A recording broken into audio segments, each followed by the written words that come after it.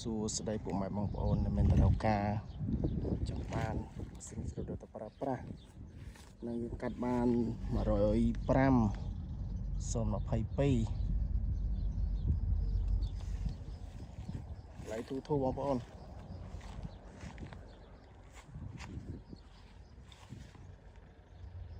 ស្តុកថ្មី105ទៅមកដល់ក្តៅ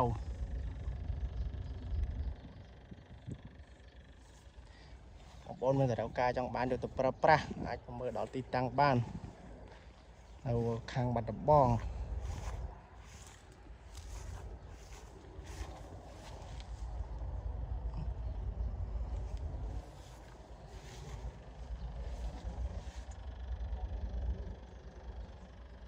បងប្អូនអាចតាក់ទងតាមរយៈលេខទូរស័ព្ទ07 29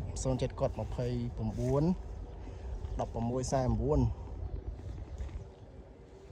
ប្រមូលប្រើបងប្អូនសិនណា